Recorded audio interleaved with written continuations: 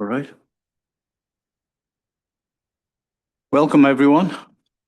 I'm going to call this meeting to order at 4 p.m. Adoption of the agenda. That West Elgin Council hereby adopts the Committee of the Whole agenda for May 14th, 2026 as presented. Could I have a mover, please? Councillor Sousa, seconded. Councillor Denning, all in favour? That's carried. Disclosure of any pecuniary interest and general nature thereof. If not now, at the time. Adoption of the minutes. That West Elgin Council hereby adopt the minutes of April 9th, 2026 as presented. Mover, please.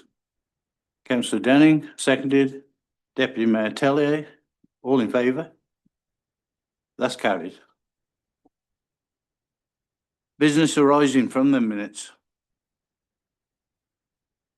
Seeing none. So we go to 6, which is staff reports, infrastructure and development. Dave, it's over to you, please. Thank you very much. Tonight I'm going to be talking about updating the municipal water governance framework for the water operations and wastewater billing policies. The recommendation that we're coming up with is to update the current bylaw with a new bylaw that we have in with the draft going out in the packages that you guys had with Schedule A and Schedule B that we're looking to update the bylaw with. In this, we're looking for feedback from council, and we're looking for some direction on the proposed framework transition. A goal of this is to improve clarity, transparency, and administrative efficiencies for both residents and staff. Why we're changing this bylaw? The current structure combines operational requirements and building collection into one consolidated bylaw. Over time, this has become difficult for residents to navigate the cumbersome administrative tasks that we've laid out. By separating these operations into billing collections and system operations, it's just clear for everyone to understand what we're looking to do. The benefits of moving to this framework, it provides cleaner and clearer communications to the residents and supports more consistent administrative and customer services. This allows council to maintain oversight while improving our day-to-day operation and flexibility for staff. In Schedule A, the water system operation policy, the purpose of this policy is for the policy to focus strictly on operational matters and as relates to the municipal water system. The key benefits or the key operational points for this is to only authorize municipal staff to operate hydrants, water valves, and municipal infrastructure. Unauthorized tampering with the system may result in service disconnection and cost recovery. The water meter responsibility. The water meters remain municipal property. That includes the water meters in your house as well, so everyone's clear. Property owners are responsible for ensuring the water meters remain accessible for reading, inspection, and replacement. Damage caused by freezing, negligence, or tampering becomes the responsibility of the property owner. Municipal versus private responsibility. The municipality is responsible for property for water lines in the right of way, all the way up to the property line, and the meter inside the house. Examples of what property owners may be responsible for is internal plumbing and any freezing protection that needs to get done in the house. We have more identified in the package as well. Service levels and additional charges. The policy defines what we consider basic municipal services and which there are some non-routine services such as after hours call outs, repeated inspections, special meter readings, or service calls related to private plumbing, which may charge back through the fees and bylaw charges. Operational benefits. It creates clear expectations for the residents and improves consistency in administration. reduces municipal liability exposure, and helps staff respond more consistently to operational issues. For Schedule B of the water and wastewater billing payment and collection policy, the purpose of this is the policy governs the financial administration side of water and wastewater services. It establishes standardized procedures for billing, payment timelines and payment plans, and collection processes. The billing cycle would be with water meters will continue to be read on a bi-monthly basis, and customers will receive their bills at least 15 days before notice of payment are due. Payment flexibility. Residents can pay in person, online banking, telephone banking, and through their banking institutions, or pre-authorized payment plans. That was a mouthful. Post-dated checks and after-hour Dropbox payments continue to be accepted. Pre-authorized payment plans. The proposed policy encourages broader use of PAP. This provides residents with a predictable monthly payment and helps reduce arrears risks. Monthly plans can help residents better manage their budgeting and reduce financial hardships. On this PAP program, no penalties are charged. Tenant accounts. Under the proposed policy, no new tenant water accounts would be created after July 1st, 2026. Existing tenant accounts may continue until their tenant vacates, but property owners will ultimately remain responsible for all charges associated with the property. Arrears and collections. Accounts over $100 would receive an account statement reminder after 7 days. Accounts over $600 would receive formal notice and administrative charges. If payment arrangements are not made, balances will be transferred to tax roll in accordance with provincial legislation. Final accounts and credits. Final readings will continue to require advance notice, and then there are applicable fees with that as well. There's no direct budget impact associated with this policy change. And the intention of tonight's meeting is to receive feedback from council, bringing financial policies and any bylaw repeal recommendations forward for future meetings. If anybody has any questions, please let me know. Questions for council? Yes, Councillor Denny. Thanks, Dave, and thank you for preparing that the report and the proposals. It was clearly a lot of work. One thing I was wondering about, perhaps this is the right time to just have this discussion about it. When there's properties in West Elgin that are multi-unit, for instance, apartment complexes, and if they have 1 meter, if there's units in that complex where people are coming and going, is there additional service charges that are applied to those multiple units, or is it only based specifically on the main meter that goes into a multi-unit complex? If there's 1 meter that goes through, that's why we're trying to get away from the tenant policy. We're trying to have the owner responsible for it, so that if there's any charges that come to it and they only decide to put 1 meter into their building, then that's how it would be easily broke down between the different units. It's encouraged to have multiple meters. If you have multiple tenants, then it could be clearly identified between each unit, but there's also additional costs that goes with. There's additional count. So every meter, there's an account for it, and that's where it can be clearly identified for the landowner and the tenant to be able to determine how much water usage is done by each tenant. Yes, please.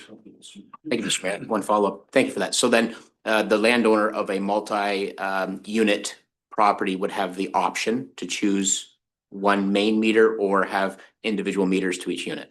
Yes, and then the bill will be going to the landowner. Okay. Yeah. Thank you. Yeah. Thank you.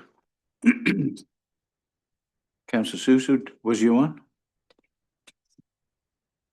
Deputy Mayor Tellier, please. Thank you through the chair, and good afternoon, council. And thanks so much, Dave, for the report. It was so detailed and not a lot of questions to ask because you put so much work into it. So thanks for that. Wondering under final accounts, let's see here, 5.2 says it needs to be at least 2 business days prior to requested. That seems like kind of a time crunch for staff and also for anybody on the other end there, lawyers trying to close up accounts and open new ones and such when they're doing their real estate law there. So I'm just wondering, is 2 days enough days? Is that what you currently do, or could we put a little more time into that? Yes, we could put some more time to that. We talked about that, and for final accounts, usually we request 4 or 5 days, but we determined, we were talking with staff, and if it is a final read situation, we can get somebody out there, but I think that's a good call out. We can change that to, I think it's 5 business days would be more appropriate. Thank you. Further questions? Seeing none at this time. Could I have the resolution, please?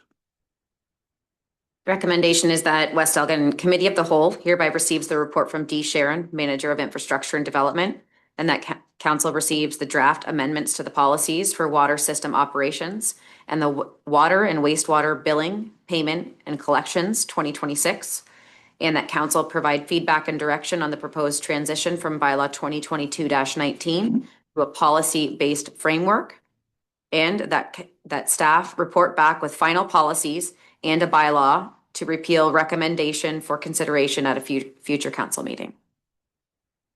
Mover, please.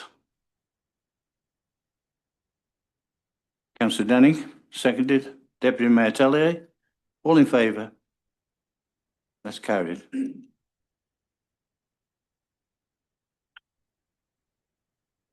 Community Service and Clerks. 2026 pool fees, cost recovery.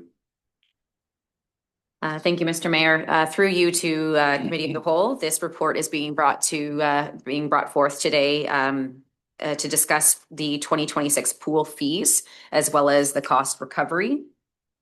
So the purpose is to generate some discussion just regarding what fees are going to be charged with the upcoming pool season fast approaching. So it is important, it's for the committee to determine what the fees will be, again, but also taking consideration for the cost to operate the pool. So included in this report was comparatives for between West Elgin, Southwest Middlesex, Dutton Dunwich, Chatham-Kent outdoor pools only, and St. Clair Township. So these municipalities were selected based on their rural characteristics, similar demographics, and active aquatic programs, again, using the Chatham-Kent ones as the outdoor pools only. So as you'll see in this report, there is a chart indicating what West Elgin's current fees are, the cost at each of one of the other respective pools, and as well the average. Also included is the financial analysis for 2023 revenue expenses and a net levy of $117,077. 2024, we received some donations as well as the Canada Summer Student Grant for a net levy of $106,464,000. 2025, we included some very generous donations as well as the Canada Summer Student Grant again for a total net levy of $96,020. And 2026, this is shown in the report just as a potential comparative as the budget is not finalized yet or adopted, which is being certainly in the works right now. Anticipated revenue based on previous years, plus some donations to date. We've received $2,912 in donations so far this year. We anticipate the Canada Summer Student Grant for 2 of our positions at $6,160. But we are looking at a net on the levy of $124,134. So again, just for council's consideration, the cost of operating the pool. However, we also want to keep the pool open and running for all participants. This year, some things to note that we are offering some additional programming. We are doing a teens night. We are also doing an accessible swim, so the pool will only be open for a certain period of time for anybody with accessibility needs that can come in. And then will continue with our family swims, our adult drop-ins, our youth adult drop-ins, and as well as our aquafit class. And there's also going to be an additional aquafit class on Saturday mornings. So certainly at this point, I'd like to open it up to the committee members for any recommendations and conversation regarding the fees and the cost recovery for the year. Questions, please.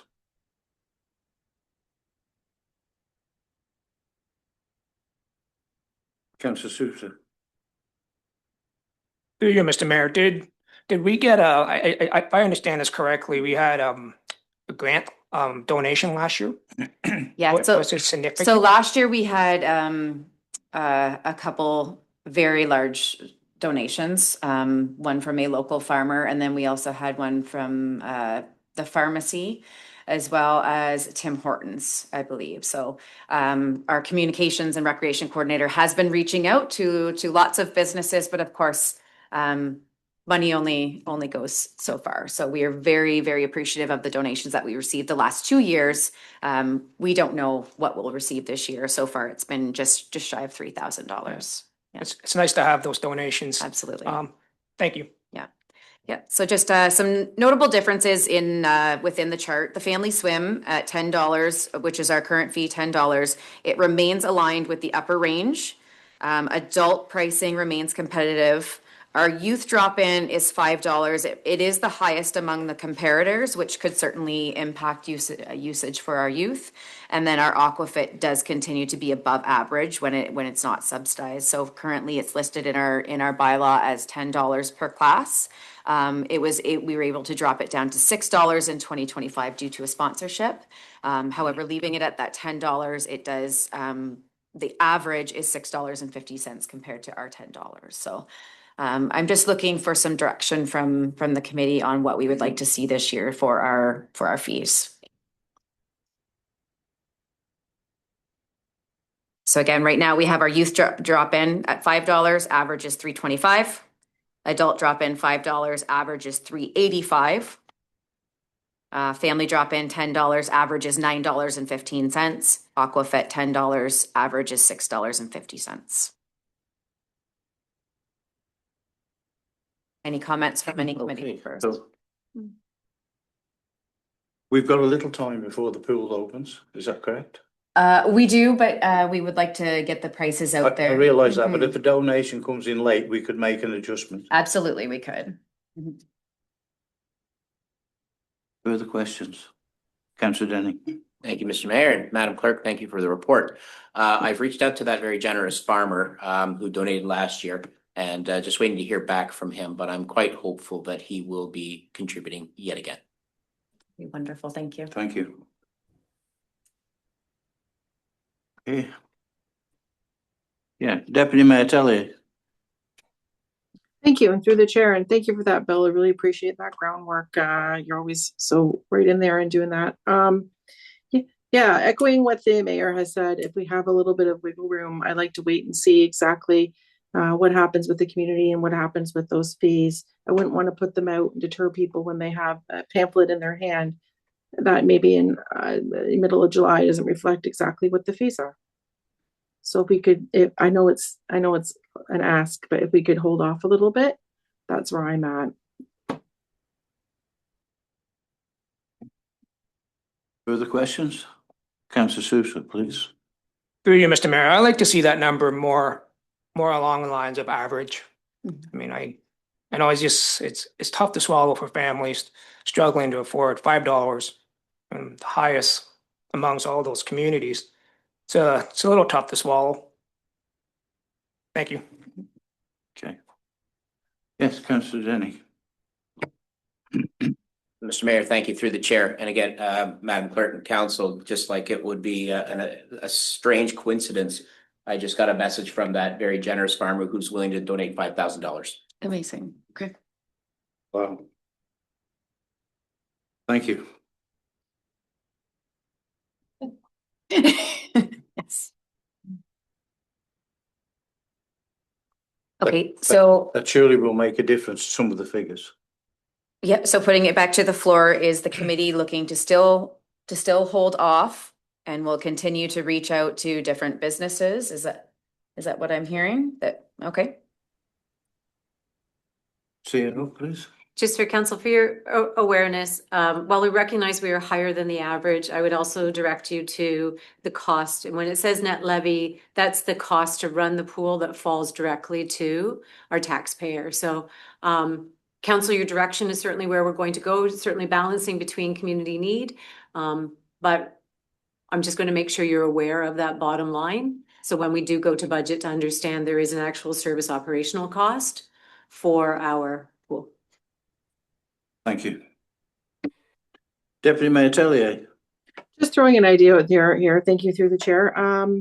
Wondering if we could do something like can't pay, just say, or something like that with our donations. Instead of lowering the fee, we could do something in lines of, I know a lot of people maybe could pay, would just say, no, I can't pay. But if that's where they feel it aligns and that's where it feels it aligns for their own budget, for their own family to enjoy our pool, just putting it out there as an idea and something to think about.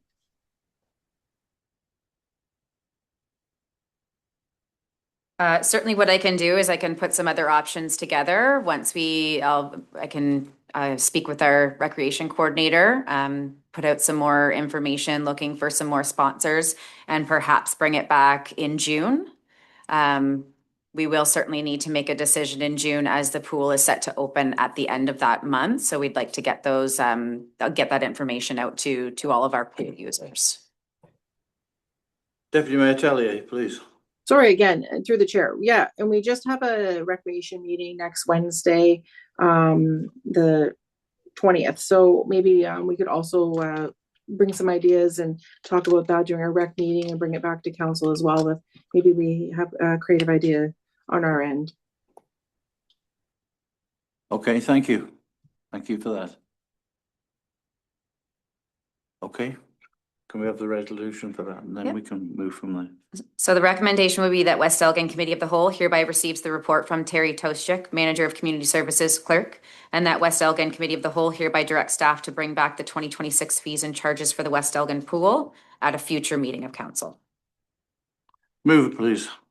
Councillor Sousa, seconded. Deputy Mayor Tellier, all in favour? That's carried. So we go to 6.2.2, Rodney Park, access to washrooms. Thank you, Mr. Mayor. That one's me again. Through you to the chair. So some time ago, a motion was brought forward about some access to washrooms within the town of Rodney. So looking at our options, certainly with having some security issues with the recreation center recently, we wouldn't want to leave that open. We are going to be working for a master plan for Rodney Park, which eventually will hopefully give us a permanent solution for a washroom. So this is just recommending that we do a temporary portable washroom. Certainly with our grand opening of the Rodney Park coming very soon, we want to have something there for families to be able to use. Included in that report was, unfortunately, we were only able to get two options. Very similar in pricing. The cheaper of the two, however, the unit would have to be removed for 2 Saturdays in June. I don't know exactly which Saturdays, but the unit itself was already booked for another event. So I'm thinking that they don't have a lot of accessible washrooms. But the cost, again, very similar. We would have it for about 4 months. So the one looking at $1,252.04 and the other one at $904, both of those HST inclusive to have a portable washroom for 4 months. So any comments or feedback from the committee? Oh, it's quite a must to have a washroom facility I think when so. you've got It's- children when you've playing got- and yes, everything else. Yes, Mr. Mayor, when you've got little ones there. Yes, councillor Denny. Thank you, Mr. Mayor, through the chair. Thank you, Madam Clerk. It certainly makes a lot of sense and be great to provide that service. I just want to mention, as you continue to work on the Rodney Park master plan, that there is $25,000 that was set aside through Rodney Cemetery with the goal of providing washroom access to downtown Rodney. And I probably sound like a broken record because I've said this before, but if we were to consider putting outdoor access to the washrooms and having them time locked so that people could use the washrooms without coming into the rec center, it might be worth considering. Okay, I can certainly take that information and work with that. Thank you. But for the time being, we can certainly do the portable. Supportive of that. That's good. Thank you. Further questions? Seeing none, could I have the recommendation, please? The recommendation is that West Elgin Committee of the Whole hereby receives the report from Terry Tostruck, Manager of Community Services Clerk, regarding Rodney Park access to washrooms, and that Committee of the Whole hereby requests staff to bring the request forward to Council within the 2026 municipal budget deliberations. Could I have a mover, please? Councillor Sousa, seconded. Councillor Denning, all in favour? That's carried, thank you. So we've got a 6.3, Chief Administration Officer, Old Town Hall.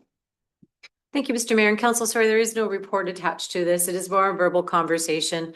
Old Town Hall has been something that's been sitting on our plate since we arrived in working with the municipality. And I apologize for the delay. I think with a lot of our staff turnover challenges in keeping this project moving forward.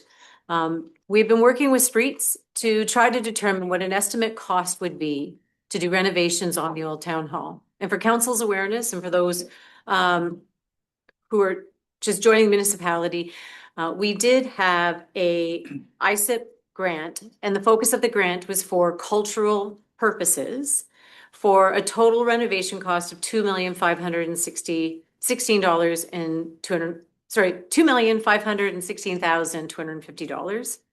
Of that, federal government would be contributing roughly about $1,800, and the remainder would be the portion of which the municipality would need to commit to the program. So it was about a 73-27 split for contribution of funds. The funds were donated the funds were gained in 2021, but of course COVID happened. And then after COVID, the return of how to proceed with the Rodney Old Town Hall. We have some preliminary estimates, and they're very, very preliminary in that we don't have any detailed drawings as to the shape of the facility. There were some conceptual drawings when this project was put forward.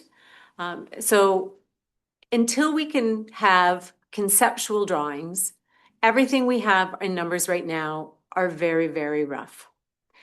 What we are understanding is renovation for both the roof, remediation, and renovations of the facility at the very low end would be coming in at $1,490,000. We also know that design work will need to be done for this project, which would add about another 100 and 200 or up to 200K on the project. That's just to design the build before we would ever tender out the work to be done. And so council, we're already approaching around the 1.6 million mark. Our fear is we don't know what's going to happen in this facility once we get into the work. And I'd like to hear council's directions. I know we had a committee, but the reality is that council needs to make a commitment to the funding for this project before we really can shape out anything else. I'll bring a report back at our next council meeting to fully lay out some of this information, but I wanted to bring it to the committee of the whole to start hearing some of council's concerns or council's directions. We are at a point of which we really need to make a decision. We can't get any further estimates until we do design work, but design work is going to be costly, and the municipality knows that it would need to make the commitment to do that design work before we proceed. So with that, Mr. Mayor, I think I'm just looking for some conversation from council so I know when I'm shaping a report, maybe where council's concerns are. I'm sure we'll get some, but you know, with a project like this, You really need to know what you're doing before you even start. You know, it's no good putting a bend here if it should be over there. So you need to know 100% what that building's going to be used for. And I think that is one of the big problems. I'll open it to questions. Councillor Statham. Thank you, Mr. Mayor, and through you. I just wondered that that $2 million that we have, how long is it reasonable to assume that we have access to that funding? I have been contacted by ISIP and we need to make a determination on the direction. I did have a conversation and the staff who are managing sort of the grant funding are also new to this project. I expressed that we at the municipality, be it Dave and I, are also new to this project. Right now, the contract was until March 31st, 2027, which was supposed to be complete build out. But what we would need to do is council would need to give its commitment, and then I would be able to go forward to ask for an extension on that contract. Okay, so just a follow up, Mr. Mayor, through you. So, what's a drop dead date on a decision on this? Last week. Okay, And I don't mean to be cheeky about it, but they have been reaching out to me and I have been delaying so that I could come to council and start to get a sense of where council would like to lead. The reason I'm asking this question is because it's a lot of money and it's our taxpayers' dollars. And I recognize that. I personally believe that the Old Town Hall is part of the community. I think, I personally think that it should be something that we, preserve and maintain. But really and truly, it comes down to what the community wants. I wondered if we can structure some sort of survey of the community and get residents to come back to council and tell us as a council, as a group, what they want to see there, because I'm uncomfortable making a decision for that amount of money without knowing exactly what the community wants to see. I think it's a great idea. I think we have the funding there. We have $2 million that's sitting there that we could utilize. It decreases our cost of doing it. If we wait another year or 2 years, we may not see anything happen and that building may have to be torn down. And maybe that's the direction the community wants to go. But I personally feel like, maybe this is something that we need some community input on. So it's a lot of money. And it's a big decision and it's been pushed back and forth again and again and again. We've been talking about this since I came on council 3.5 years ago. I don't know we've never been able to come to a decision. It's always kicking the can down the road. And I would like to see the community come back and say, this is what we want to do. If I might, Mr. Mayor. Yes, just answer that, please. Just for council, we can certainly move towards a survey. Council recognizes I will be getting back to the funding bodies. So I have no commitment that they would give us an extension to do the survey and timeline to make a decision. But we certainly could look at something like that.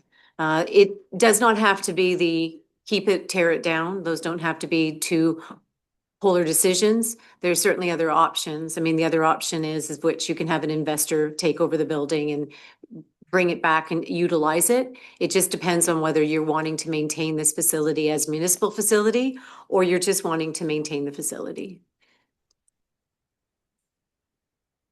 Deputy Mayor Tellier, please. Thank you, and through the chair, and thank you for the verbal update to our CAO, Robin, and thanks for your input there, Councillor Statham. Everyone knows that I have wanted to keep this project going.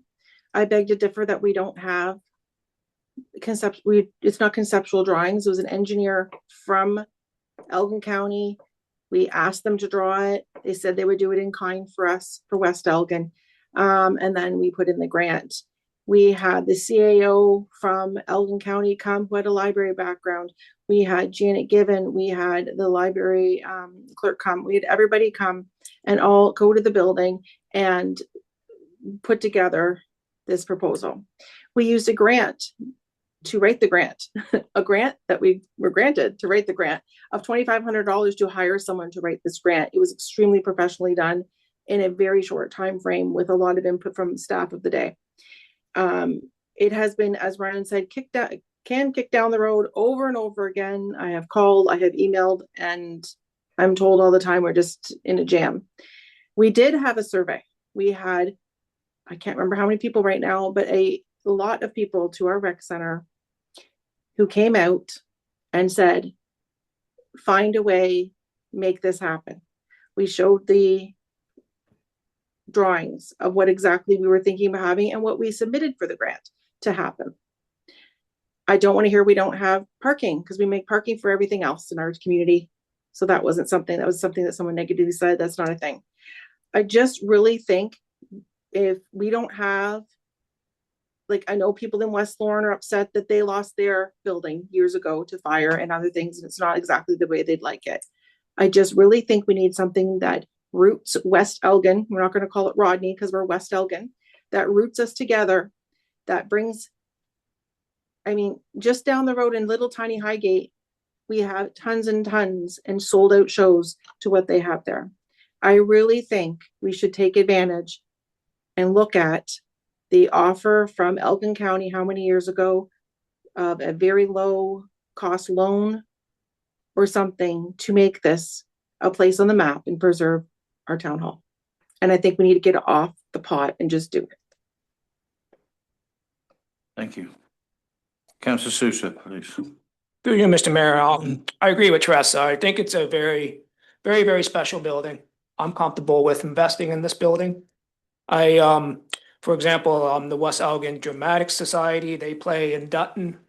My wife and I just recently went to the goalpost in Dutton. And after the play, they all came out, they went to goalpost, it was packed right to the door. I mean, it shows community support. It helps other businesses within the community. It helps us grow. And then I took a look inside that building. I saw it's amazing. It's a beautiful building. The interior is very nice. I think it can be a huge benefit for West Elgin long term. Thank you. Thank you. Yes, please. Councillor Denny. Thank you, Mr. Mayor, through the chair. Thank you for the report, Robin. So just a couple things. In the event that we were to move forward with the funding and begin the work on remediation of this building, and during that process, it is discovered that there is more significant issues than we anticipated, as you suggested could be the case, and it balloons the cost, let's say, well beyond what we as council are willing to additional costs we're willing to incur on behalf of the taxpayers. And we decide hard stop, we cannot justify continuing. Will that grant money be pulled back? Or once we have it, if we get halfway through this project and decide this is the best that we can do? That's my concern. And then my second thought is we have done surveys, we have had town halls, we've had lots of discussion, and there's absolutely no question that the community would love to see this building be revitalized and become something really, really beautiful, important, and special for West Elgin. But the one question I don't think that has been asked, and it hasn't been asked because we don't know the total price, is are the taxpayers willing to pay for this in the event that this thing goes well beyond the funding that is coming in and well beyond the 73-27 ratio, and we now have to increase the tax levy significantly in order to finalize this project? Is the community willing to bear that weight? And I think that's, if we were to do a survey, that question must be asked. And if the answer is no, then I don't know if we can, in good conscience, continue to move forward with this. I mean, we have to be responsible, and we just have to be prudent. Like I said, would love to see that building be brought back to life, but at what cost? And I think that's the important thing. We need to know what cost. And I would like to know, if we were to proceed and we find that it becomes a money pit, are we left with no support from that funding? Maybe it should be the taxpayers' choice. Yes, please. If I might, Mr. Mayor, so the grant specifically talks about the renovations that can occur to that facility, and certainly that grant was scoped on. I think it would be, what could occur is, depending on the portion of the work that we complete, then the grant holder may determine to withhold a portion of the grant. So Typically, they hold back 10% until the project is finalized and then all receipts are submitted and showing of completion of work is done. However, they could reshape the grant, as you suggested. If we only complete a portion of the work, then we risk only having access to a portion of the grant. And that would be, I think that is a big question. I recognize the value that this building has for community members, and I recognize the project. Where staff has some concerns is everything is in a conceptual state, and so it's very hard to get actuals for you unless we were doing a commitment for design concepts and being able to move forward with that. Unfortunately, because you're already in the grant cycle, to me, I think you're either making a commitment to move forward or not. Because if we just did the design concepts and then found out the cost would billow, we would be making that commitment to pay for the design. And that's an option. We could risk just paying for the design and then decide at that moment in time whether we want to proceed or not. But the design is costly too. Yes, Councillor Denny, please. Thank you, through the chair, and thanks for that, Robin. So let's say that, there is a holdback of 10% and we get as far as we can go, and we recognize that the cost of doing what we want to do is too much to bear. If it's only 10%, and we find a year from now that to finish the project, it's going to be $3 million, let's say, and that the community cannot support their taxes increasing to accommodate that. Would it not be justifiable for us to say we've moved this project far enough to ensure that regardless of whose hands this building ends up in, we have done our part to ensure that this building continues to be a part of our landscape? So what I'm saying is that if the holdback is 10% and we can't continue, have we not done our part to ensure that that building continues to be something that lives in Rodney, and at that point in the future, make a decision whether or not it's time for that building to be sold to somebody else because the taxpayers cannot afford to continue putting money into it? Or maybe it's more reasonable of a cost that we just continue to plug away. We get the structural integrity figured out now so that we have a building to do something with in the future. Anyway, those are my thoughts. Just for clarity, Councillor Denning, I don't know if the grant funder, if you only finish 50% of the project, if 10% is your only risk. The funder may say you only completed 50% of the project, therefore please return the other 40%, right? Like it's not 10% our risk. It is, the project was scoped and this was the grant for the entirety of the project. So I think we would have to be far enough down the path of completion for us to not risk the 10. You're understanding what I mean? Yeah. Okay. All right. Thank you. Thank you. While we've got it Councillor going, Bateman. let's keep it going. Deputy Mayor Tellier, please. Hi, thank you again through the chair. Thanks for everyone's thoughts there for Councillor Sousa, Councillor Denning, and CAO Greenall. First of all, we keep talking about a survey, but we already had people come out. I don't know why we're duplicating that. Is it new questions we'd be asking? That's my question. I know it's not a huge turnout we had, but around here, that's as huge as a turnout you're going to get. People sometimes are just not engaged, unfortunately, about everything, not just this. So that's not an indicator whatsoever. Also, some wise people, especially a wise woman, told me, why are we not going to look at fundraising for this project?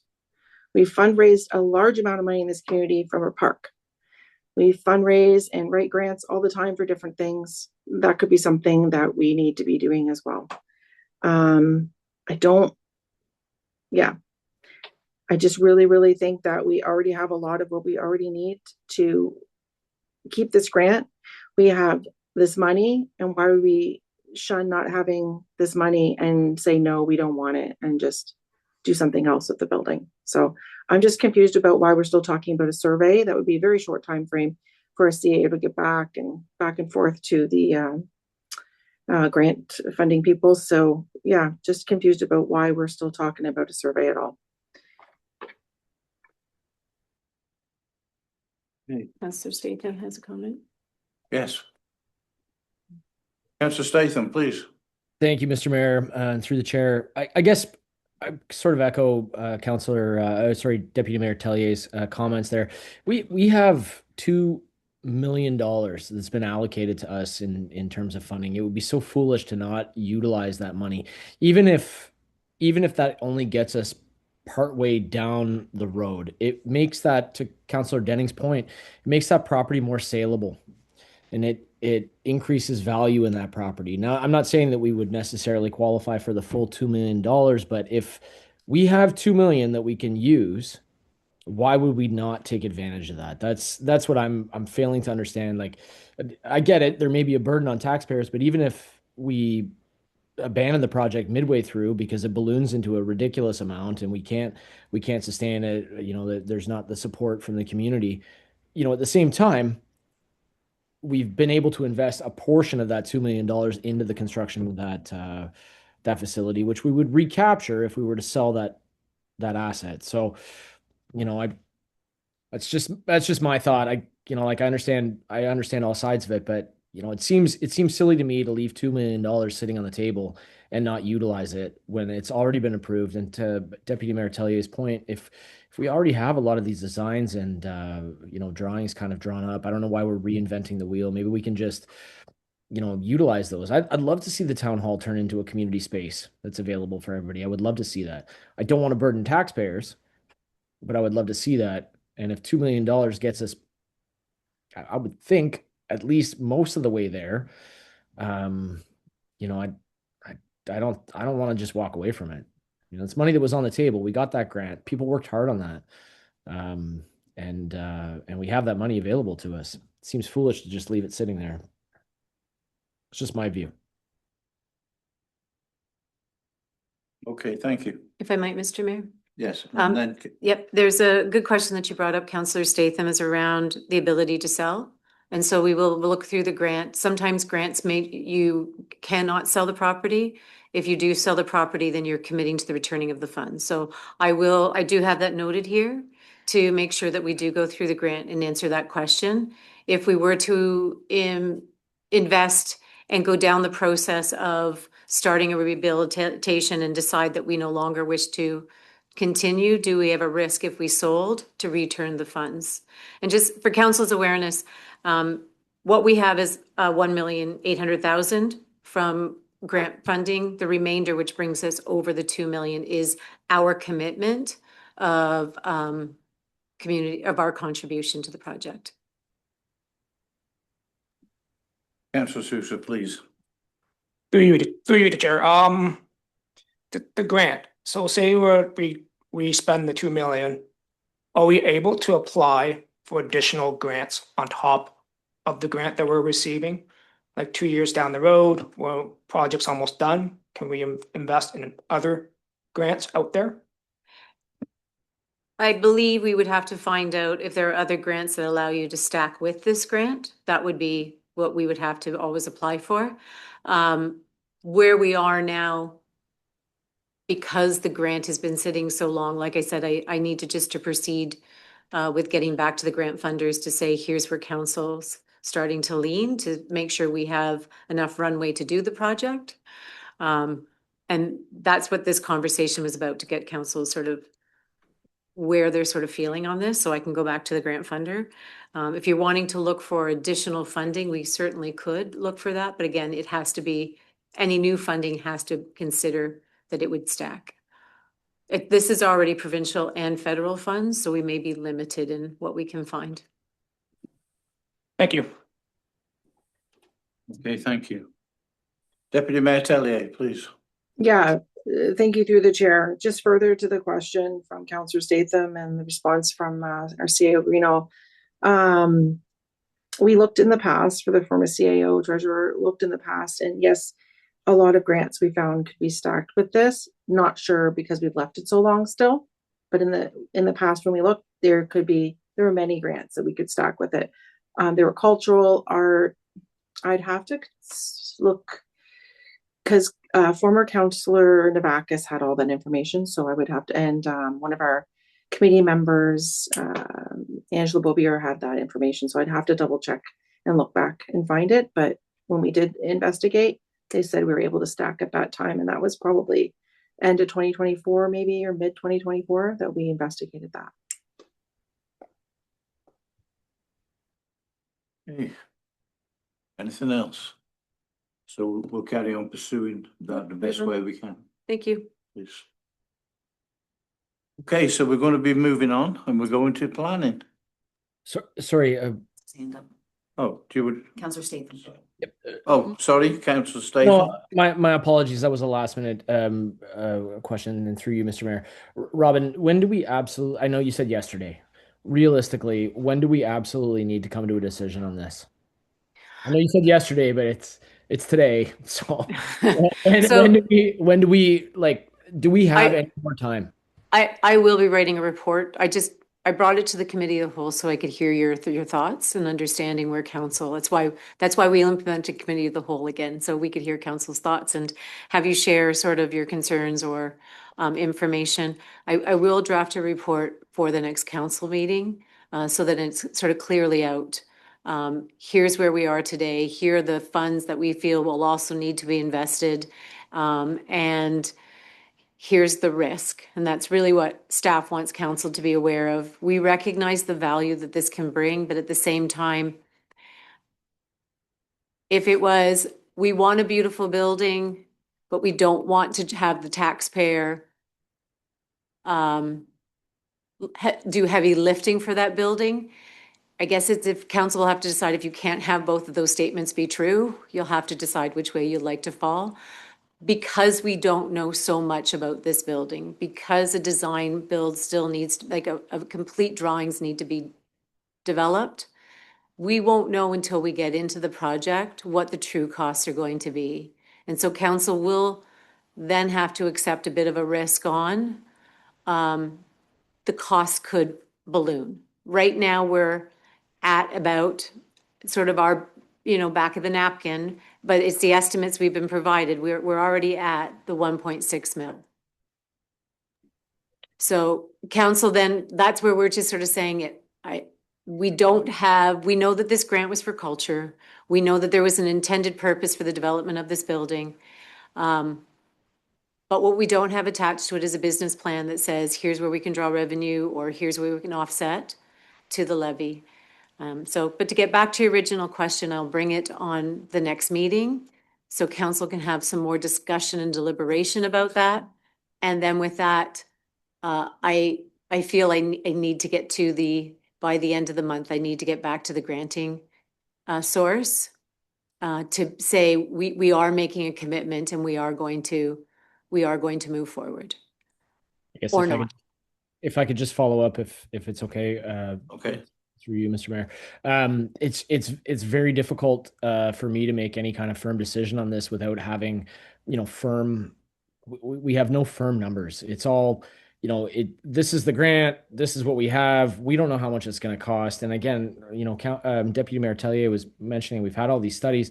I still don't really have a clear idea of what this is going to cost, and I don't think anybody does. But it makes it very difficult to make a decision when we don't have any clear idea of what the cost is going to be and the impact that it is going to have on our taxpayers. So I think that if I had to make a guess, I think that's why council is waffling on this and why it's been kicked down the road. It's a difficult decision to make. And if without firm numbers, I mean, I can't in good conscience say, yes, I would like to do this, or no, I would not like to do this, because I really don't know what the cost is going to be. And I think that's where I'm coming from on this one. I would love to see it. I think it's great. I don't want to leave that money on the table, but how much? What's the bottom line? What are we going to end up paying here? Or at least a rough estimate. Madam CEO, you mentioned we've gotten to the 1.6 million. Okay. How much on top of that are we looking at? And again, I understand it's not an easy question to ask. I'm not putting you on the spot. I just can't answer those questions. I can't make a decision without those questions being answered, at least in a like a cursorial point of view. So again, that's all I got. Sorry. It's so difficult to price something out when you don't know what it's going to be. And that's my big thing. I think if you know what it's going to be, then you can price it out. How many lifts go in there? Some, none. We don't know. All these things are all up in the air until we get a solid plan. You can't price it. It's impossible. If I might, Mr. Mayor, there is a conceptual plan. There is a conceptual plan. Unfortunately, the plan is not in its final drawing state. And so we are dealing with estimates. And Dave and our concern is until there's an actual plan, not conceptualized, then we can't get into the finer details. And so going back and forth with Spreets, it's the things like, what are the finish levels? How many doors do you need?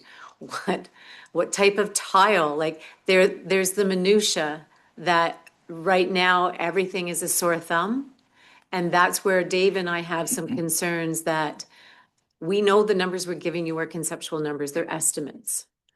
And I feel council's challenge. I feel council's challenge because it's a little bit of, are we moving forward? And it's hard to move forward when there aren't actuals, but we can't get you actuals unless we're moving forward or unless council is willing to commit of its own resources, money to have those finalized plans drawn. And Yes, I can put that in the report for the next council meeting as an option. Council might want to proceed forward with finalizing drawings. And I will let council be aware that the risk is they may have to cover the cost of those drawings because it would not come out of the grant funding if we didn't proceed. I would just like to see some ballpark figures. Again, it doesn't have to be.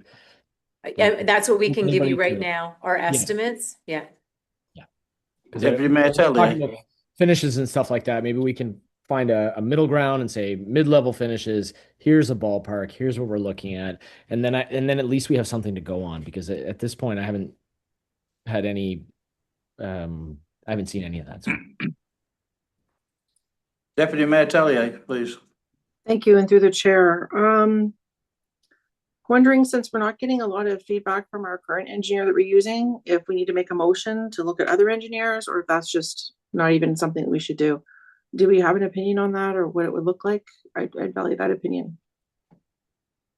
I think those motions would be made in council. Yes, We that's what I'm certainly, saying. yeah.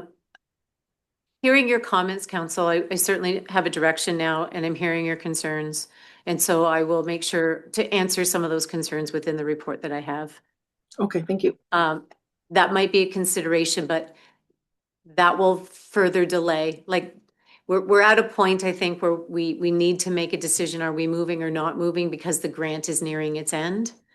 And it's a challenge to go back to the grantors to say, we would still like to think about it. So what I'm hearing though is that Spreets hasn't been really. They've Getting only back been able to was- provide us with estimates because everything is at a conceptual level. And maybe Dave will correct me if I'm wrong. What I hear from Spreets is that they don't like to work in the estimates in the conceptual area. They would prefer to be moving into more detailed, itemized reporting. Yes, for those kind of estimates, if when you start putting design together, you can start figuring out how much every piece of wood, every piece of drywall, every piece of any equipment that goes into the building can cost. And you can itemize those and get a really good price on that once you start going there, tearing down more things, and then itemizing what needs to get fixed. And then that can like drive out a better price. That just those prices, when you start putting those together, can be significantly higher than what you're expecting as you get your high level estimates. So that's what in discussions with Robin over the months I've been here, that's what I'm really concerned about. I've sat in different chairs and seen this happen before, and it's just hard to kind of nail down that until you get those design drawings done. Those design drawings can range up as as more problems come up, you have to design more solutions so that as they come, that's why it's hard to nail down an exact price to that design as you go in with what you're looking at repairing. So We're aware that the building will need roof replacement. We're aware that it will need a new HVAC system. We are aware that it has significant mold inside it, so it will need remediation. We will need to do testing for asbestos, though, given the age of the building, I'd be surprised unless it was asbestos that came on subsequent remodels. But those are some of the structural issues we know right now of the building in itself. Our concern becomes when you start to tear down walls, what we can't see with the walls being there. And that's where we're a little uneasy, but we recognize that this had significance to the community. The grant was submitted. Again, I say to council, you will need to wrestle with if holding the facility and not burdening the taxpayer, if those two statements can't be true at the same time, where do you lean? And that's where Dave and I are saying, we wish we could give you what we can say is, here's our estimate today, and here's where we think the risk will be of where we could see some ballooning of costs, and council may need to be prepared for that. Okay, Councillor Denning. Thank you, Mr. Mayor, and thank you again, everybody, for this robust conversation. I attempt to put a button in this and say, I think we can all agree that we would love to see this building remain in Rodney. We all can agree that we don't know what we're going to be faced with until we take the lid off the can. But I think that what is important right now is not those questions, but the funding that we have been presented with and that there is a timeline on. Will we be penalized if we get down the road and we cannot complete this project because of the ballooning costs? Will that grant money be pulled away? I think that that's the question we need to know now. I think that we can move forward with this subject to that grant money continuing to be secured, notwithstanding surprises that may come up that we as a small community cannot justify. I think that if the funding is there, we can move forward. And if down the road we cannot continue because of costs, we've done our part to ensure that that building is secure and structural, and perhaps can then have decisions or discussions later on about what to do next. I agree with that. Yeah, that's fair. Councillor Sousa. Through you, Mr. Mayor, just a little bit off topic, but if we were to sell the building, and we decide, hey, we can't afford this, we need to sell the building. Is there a way we cannot deem that building a heritage building? So if we were to sell that building, we put some rules around the front of the building. They can't tear down the building. They can renovate inside of it. But we still have that building there because it's a very special building. Thank you.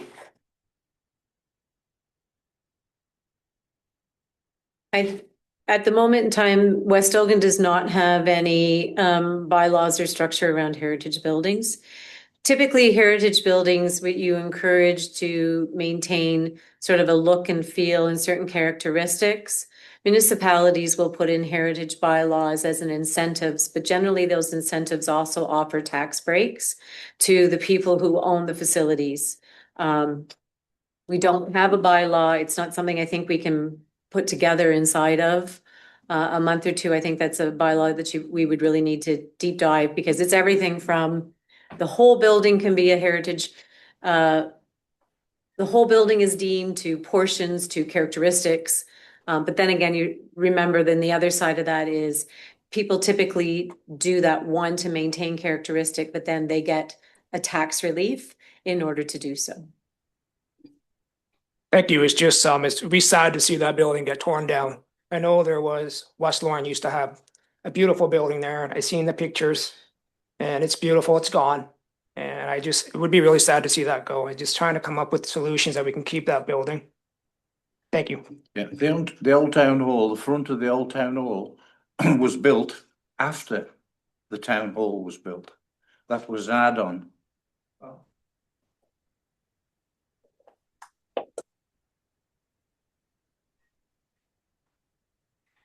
Further questions?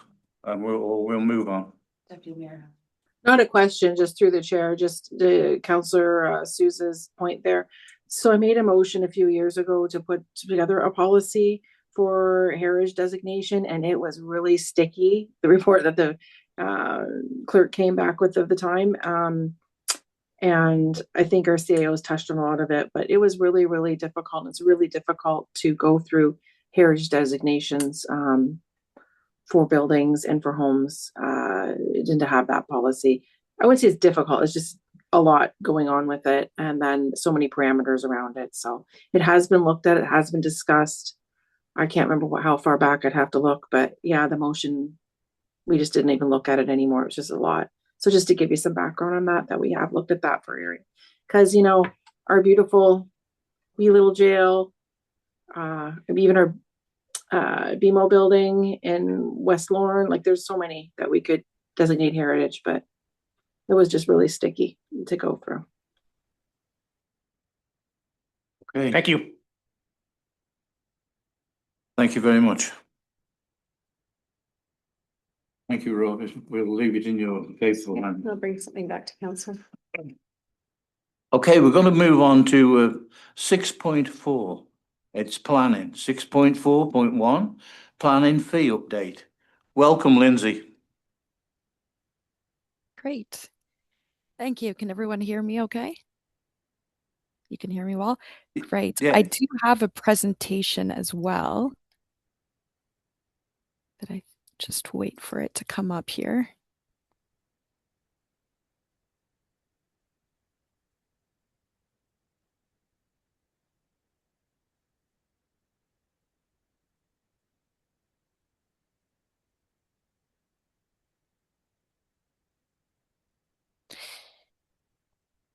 Perfect. Okay. So good evening, Mayor, committee members, and members of the public. My name is Lindsay King, and I'm a policy planner for Elgin County. So I'm here this evening to present findings on a comprehensive review that we've conducted on West Elgin's planning application fees, and also to propose updates to West Elgin's fee schedule. Next slide, please. So there was a couple key objectives with this review. First, we wanted to assess how West Elgin's current planning fees compare to similar municipalities. So we looked at other local municipalities and other municipalities across Ontario as well. We also wanted to evaluate whether the current fees adequately recovered the costs associated with delivering those planning services, so including staff time, administrative processing, circulations, technical review coordinations, and also any overhead costs. And then lastly, we wanted to develop a phased implementation strategy so that should council approve the new fee schedule, we could gradually move towards cost recovery over the next couple of years rather than introducing everything, all of the changes at once. Next slide, please. So the proposed fee updates, they are grounded in Section 69 of the Planning Act. So that section permits municipalities to establish planning application fees to recover the anticipated costs of processing applications. So it's important to note that it's really just for cost recovery, and municipalities are not permitted to use these fees to generate profit. So that's an important caveat there. So the purpose, again, is not revenue generation, but it's to figure out a more accurate alignment between service delivery, costs that are charged, and the costs of actually providing those services. I'll note, though, that the Act does include mechanisms for fee waivers for specific applications, and also for applicants to appeal individual fees once they've paid them for specific files through the Ontario Land Tribunal if the applicant believes that those fees do exceed anticipated processing costs. Next slide, please. So another important piece of context that I wanted to highlight this evening is how planning services are currently being funded for West Elgin. So at present, West Elgin does use a municipal levy, so effectively the general tax base, to help fund planning services. So for 2026, that levy was approximately $74,000, which was budgeted to cover planning related costs. So what that means in practice is that West Elgin's application fees don't fully cover the processing costs, and the remaining costs are subsidized by the general tax base rather than being borne by the developer or the applicant. So the proposed updates are really about cost allocation and cost recovery. It's not about restricting development, or the intention is not to restrict development or to create an additional revenue stream. So just to make that clear. Perfect, thank you. The proposed updates vary depending on the application type and the complexity of the review involved. So for example, consent applications, we are proposing increasing them from 800 to 1,800. The zoning bylaw amendments, we are recommending an increase from 1,350 to 4,000. For the official plan amendments, from 2,600 to 7,250. And then site plans, a similar increase there. So even with these increases, several of the proposed fees, they will still remain below the broader Ontario averages that we identified through our review process. Next slide, please. In addition to updating some of the existing fees, we are also recommending the introduction of several new fees where services are currently provided, but there's no direct cost recovery tool for them. So these include fees for pre-consultations, for recirculations of incomplete applications, for Ontario Land Tribunal appeals, for site plan agreements, for development review or development engineering reviews, and also technical peer reviews. So a lot of these activities can require a lot of staff time and or consultant involvement and fees, particularly on some of the more complex applications. So it's planning staff's opinion that it's important to have a cost recovery method in place here. Next slide, please.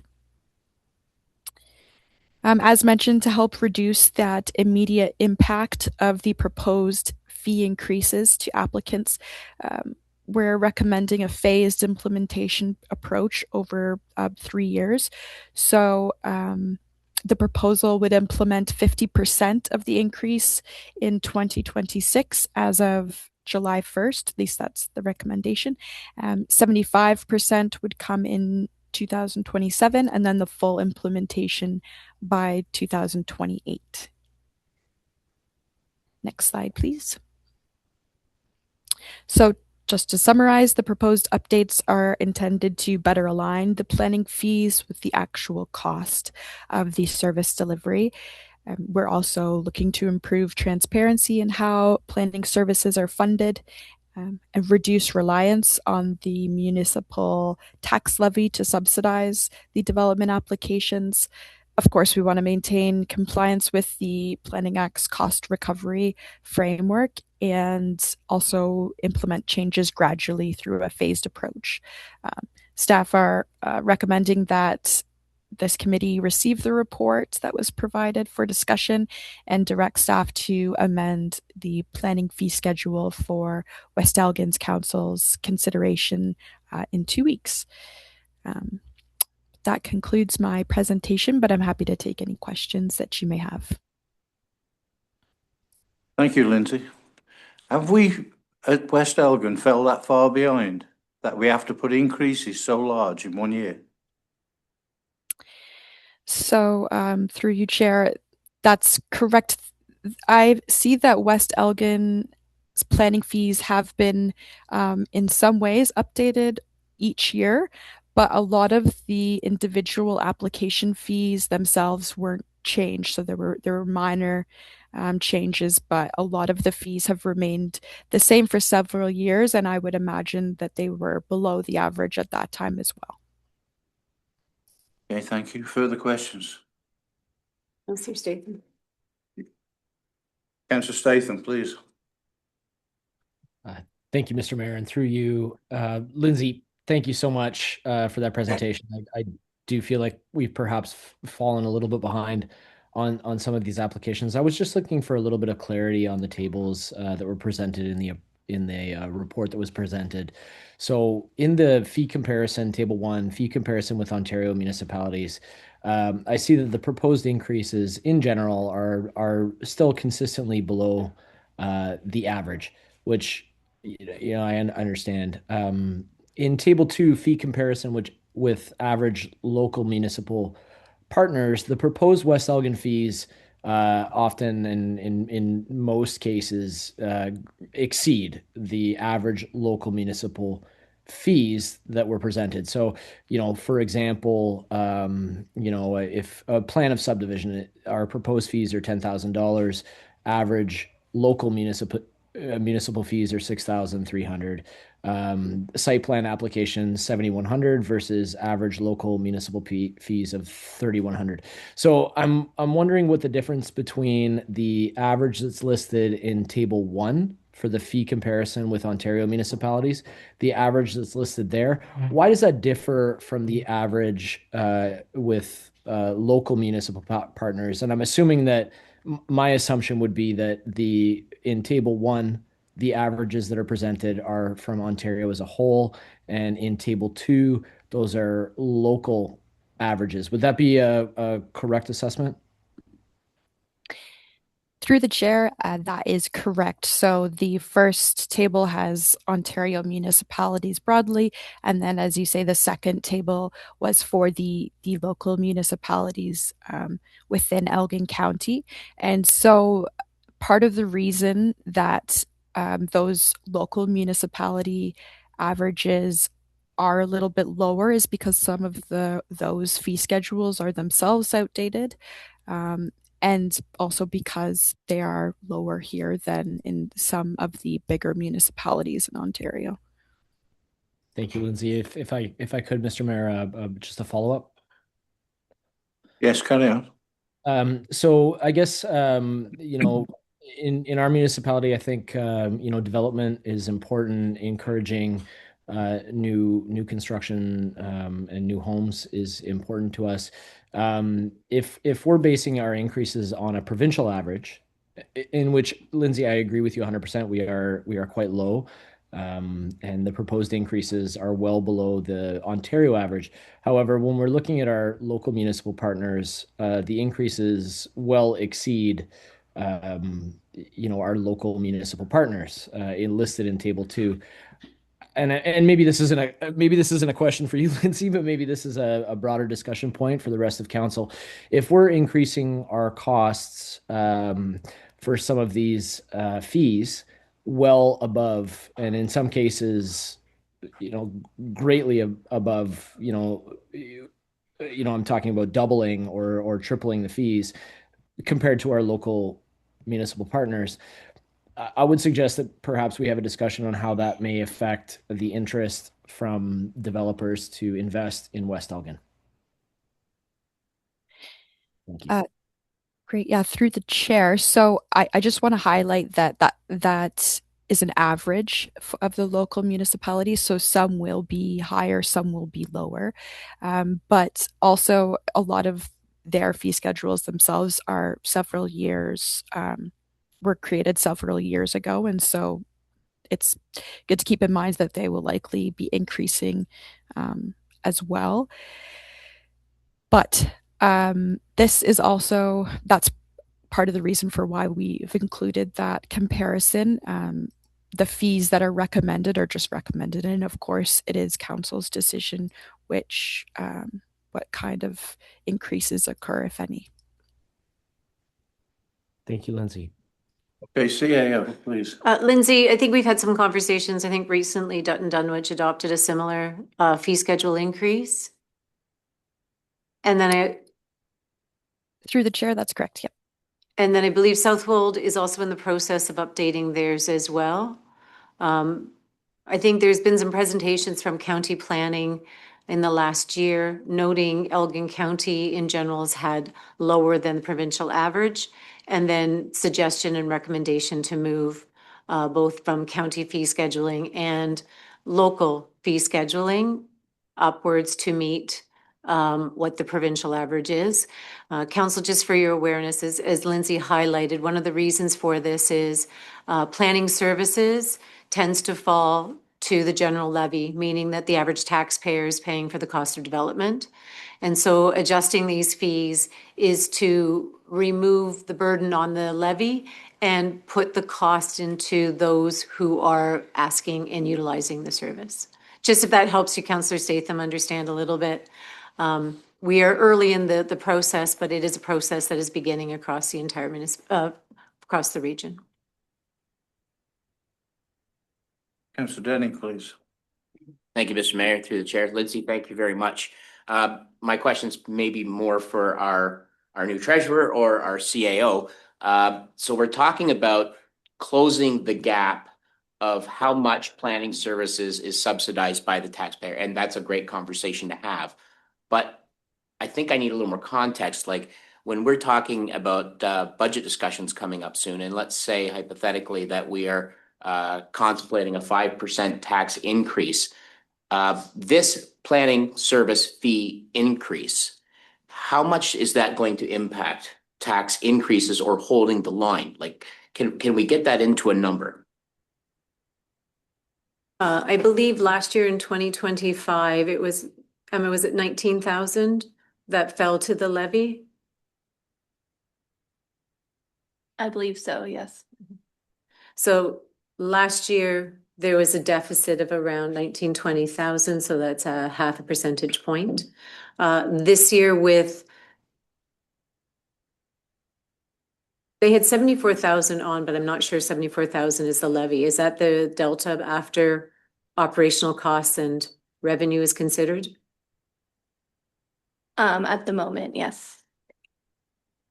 So the more planning we have, which we are seeing a bit of an uptick recently in planning, the more cost that's being bared by the municipality because our planning permits are under cost. So when we weren't having a great boom within planning, those costs were supporting planning services because there was not a lot of services to provide. But the more people are utilizing planning services, the more cost municipality is subsidizing.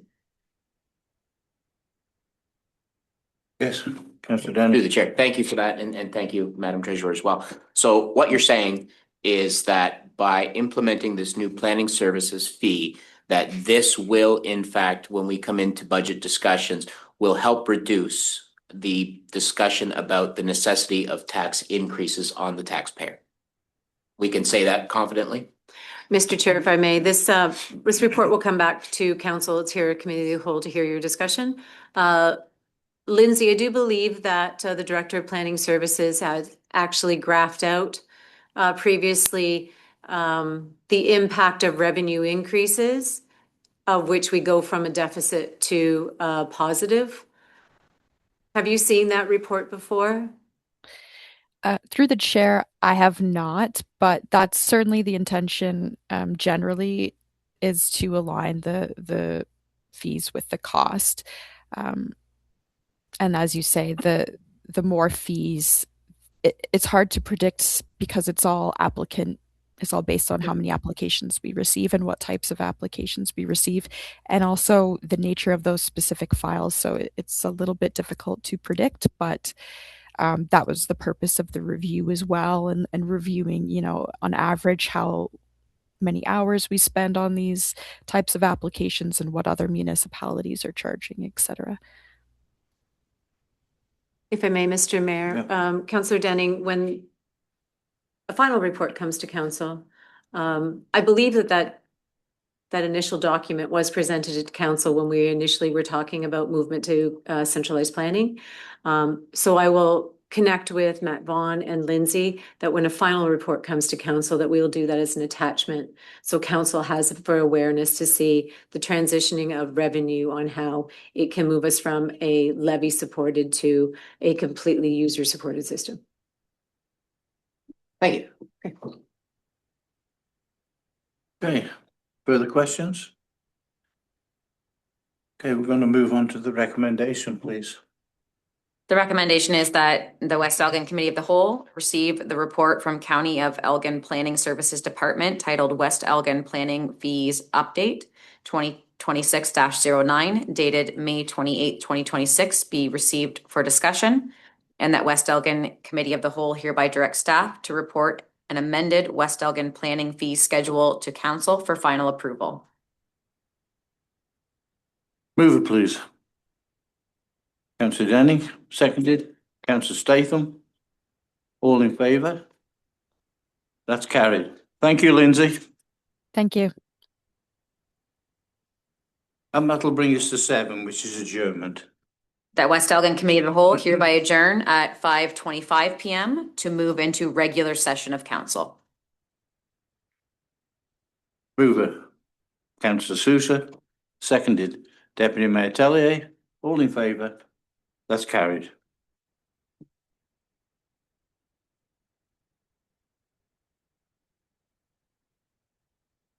And with that, I'm going to call the council meeting to order at 6:26. 26. 5:26. Trying to get it to. Okay, adoption of the agenda. That West Elgin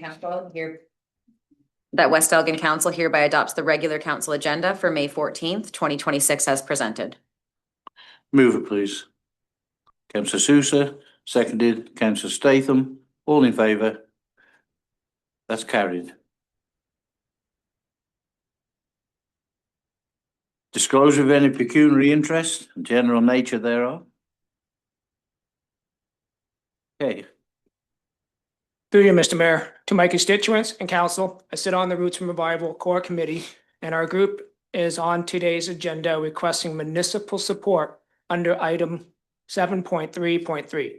Therefore, I am declaring a conflict of interest and will be excusing myself from all voting and discussion relating to this item. Thank you. Noted, thank you. So we go to delegations and presentations. Tim Blaine, Rodney Market, Mariah Street Deliveries. Tim, if you'll come up, please.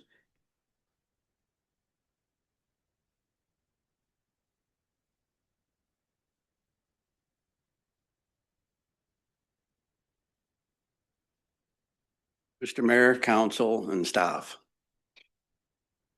I'm here today to try to explain some history on the property behind my house, which is what everyone refers to as the back alley. I want first for everyone to understand this is not about interrupting the deliveries to the Rodney Market. This is not the intention of what I have to say today. I live on Stinson Street. My property that I pay taxes on backs onto the property boundaries of the Rodney Market and the former property of Miller Motors. And also beside me on both sides, all property lines are there. This alley that everyone calls, it was a given alley shared by all property owners many years ago. This was always explained to me by my parents. The history on my property goes back to 1925, when my great-grandparents purchased the property and moved there from what is now known as Fleming Line.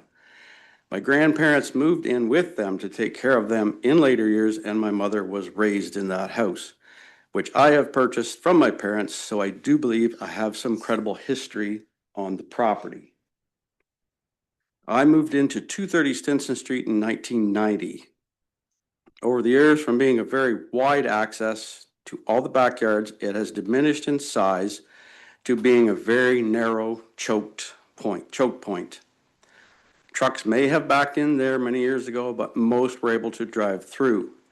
as the trucks then were smaller and the properties adjoining were much farther apart. The properties on Stinson never had an access off of Stinson Street. Even when I moved in, the only place for me to park was either on Stinson Street or come in through the back, as we always did. I took the initiative to put a laneway in from Stinson Street and access my property from there. I wanted a fenced backyard for my children and put in a fence at that point. I really never knew where the property lines were and had no reason to look. There wasn't an issue. But as I said, the buildings were much further apart, and as I stated, my parents said it was a given alley, which I understood to be the property lines were there, but we just carried on with our life. Then came the sewers in Rodney. A sewer line does run through the properties in behind Stinson Street, as well as a water line. I'm sure nothing will ever be built on the properties above these, but we all still pay taxes on the said property lines unless someone can correct me as to the square footage we all pay taxes on.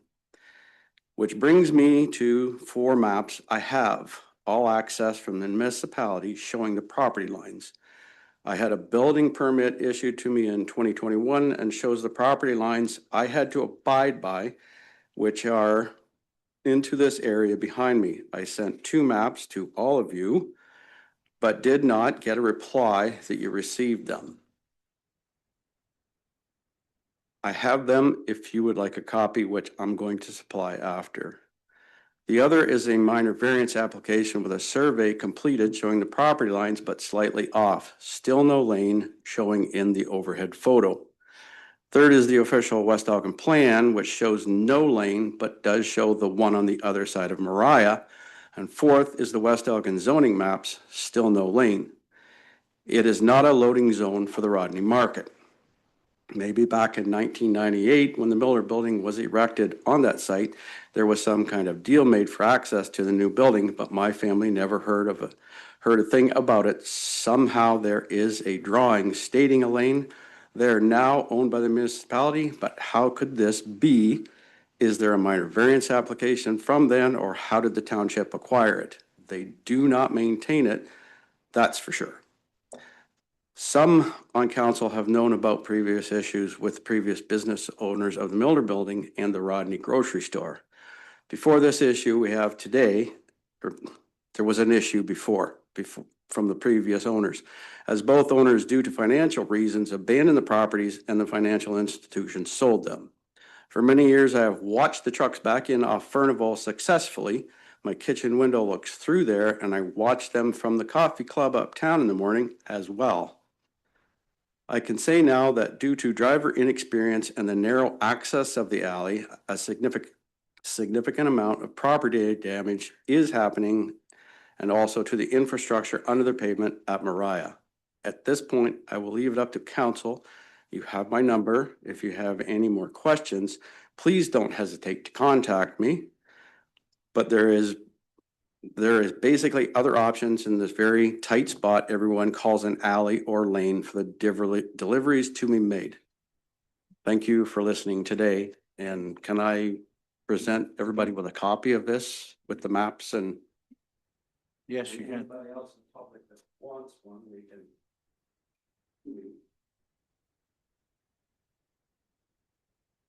Yeah, I'll take those ones as well.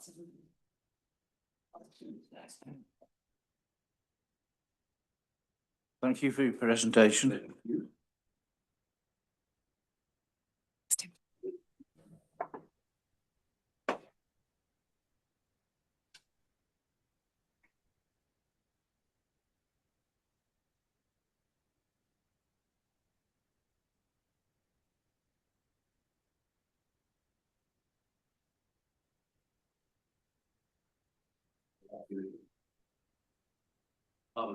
I guess thank you for listening. Is that it for me? Yes, thank you, but Teresa has got a hand up. If Thank you wouldn't through the mind- chair. Thank you so much, Tim, for your presentation and everything you supplied.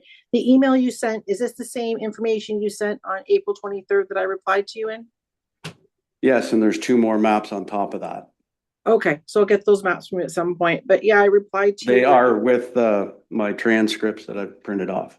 Okay, so yeah, I did From today. reply to you on April 23rd in the evening, so I did look over the information at that time, but I look forward to the other stuff. So thanks so much for coming, and we'll gather that together and have a look at it. Thanks again. Thank you. Thank you. Councillor Statham also. Councillor Statham, your hands up. Yeah, it was, thank you, Mr. Mayor, and through you, Tim, thanks for being here. It's great to see you virtually. I just wondered when the most recent survey was completed. Sorry, I might have missed that. You might have mentioned it, but do you have a current survey of the property? 2023. 2023, and it reflects that It was for the minor variance for the gas station.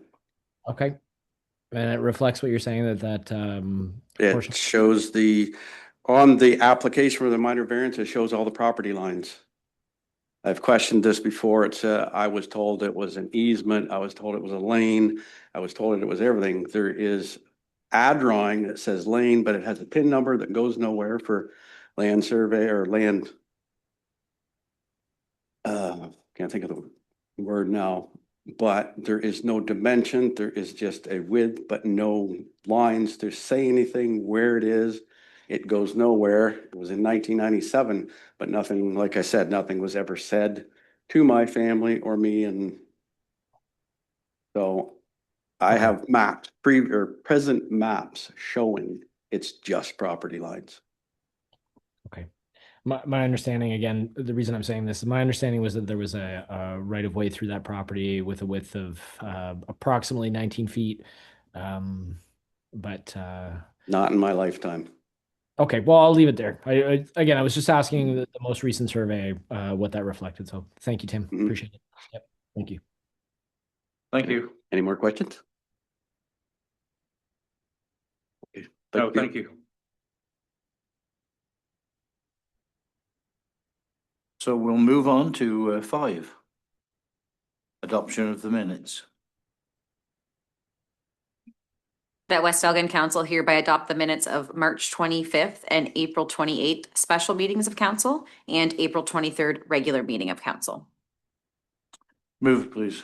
Councillor Sousa, seconded. Councillor Statham. All in favour?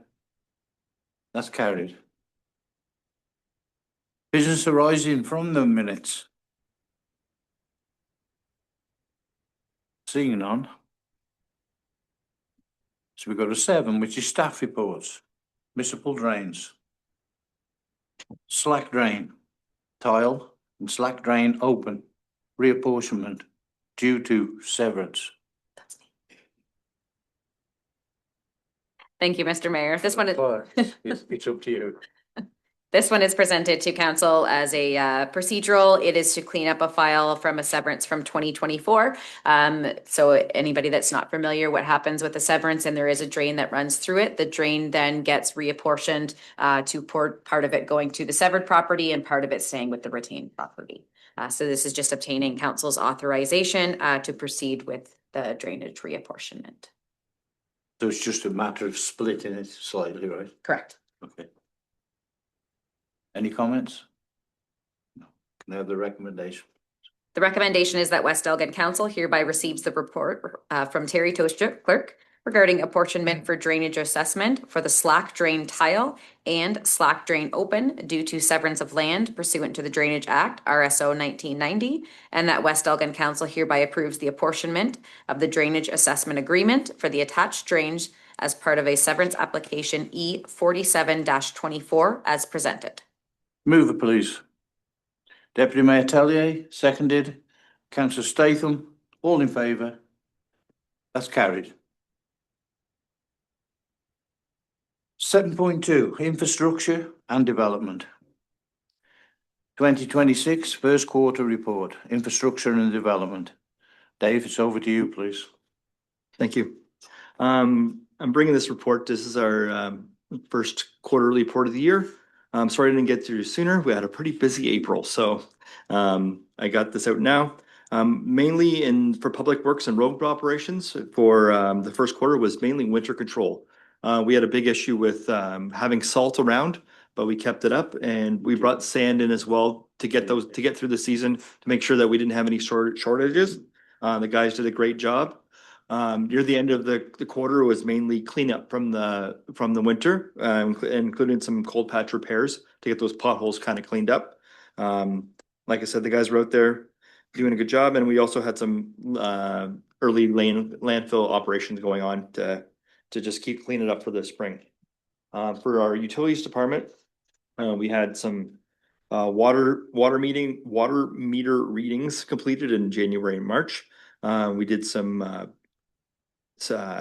water service leaks on Graham Road that we had to take care of. We might be having to put a new service in there. We're monitoring the situation as it goes. We had all our seasonal water turn-ons happening, and we did some leak repairs as well. And we installed 2 new services on Silver Clay and Marshline. For our capital projects and major initiatives, we had the kickoff of the Rodney Park job. This happened at the end of March, and it's going on pretty good. Everybody's seen it so far. We got lots of great pictures from Larry.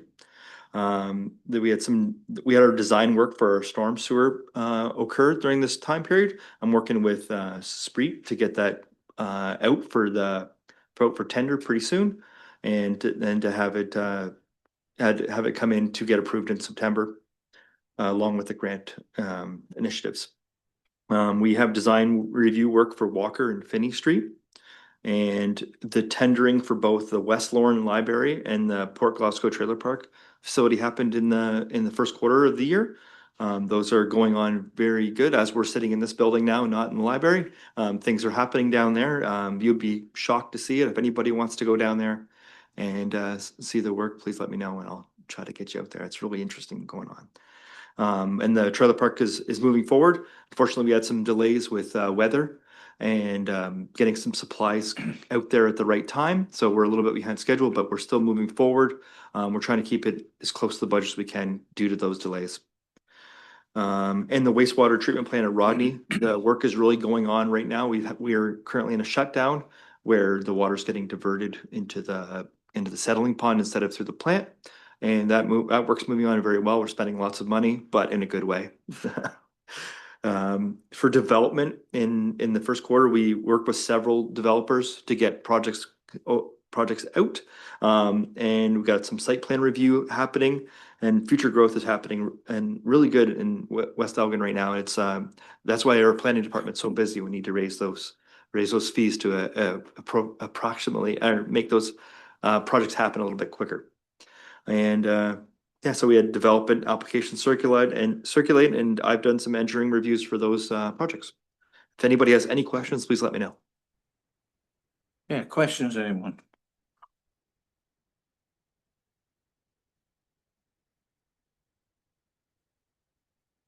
Yes, Ryan. Councillor Statham, please. Yeah, thank you, Mr. Mayor. And through you, I just wanted to give a big thank you to Dave and our roads crews. You guys have been doing such a phenomenal job out there. Also wanted to mention to the municipality as a whole and to the community, like I understand this is the time of year when we're going out there, you're driving down the dirt roads, you're seeing potholes. Please understand the municipality is working on it. They're working hard. I've had a lot of conversations with Dave about certain roadways that maybe have some potholes. I guess I'm just saying this to encourage residents to understand that we're trying to get those done, and the conditions are only now getting to the point where we can get after that stuff. And I think Dave sort of echoed those sentiments, but I just wanted to make that clear that you guys are doing such a great job, and I appreciate it very much, Dave. Thank you. Thank you. And there's one more thing I want to add that's not really part of the report is our brine contract. We're about 50% done to date. We've been updating on the website for what roads are getting done. I feel like this year's been really good with getting that information out. Our team's working together successfully and getting those updates done as quickly as that morning. So when people know what's going on, they're not just a big surprise. And because when we order the brine in, it's all weather based. If it rains, then we can't bring it out. But if it's a nice day like today, they were out there doing it and moving forward. So it's looking really good. Thank you. Further questions? Well, things are certainly moving on. Thank you. To keep the foot to the metal.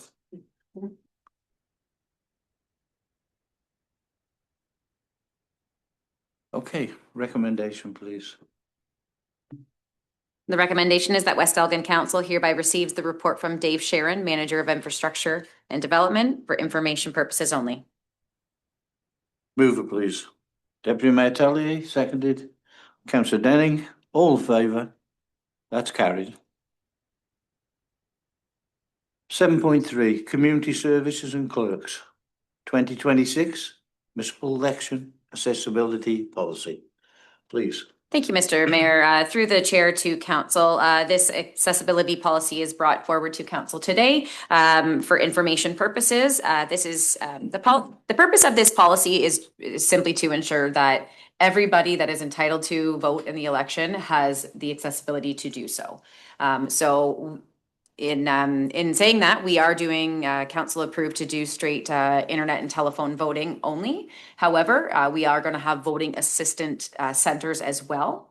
So the municipal office will be the main one, which will be open from the start of voting right until 8 p.m. on election day.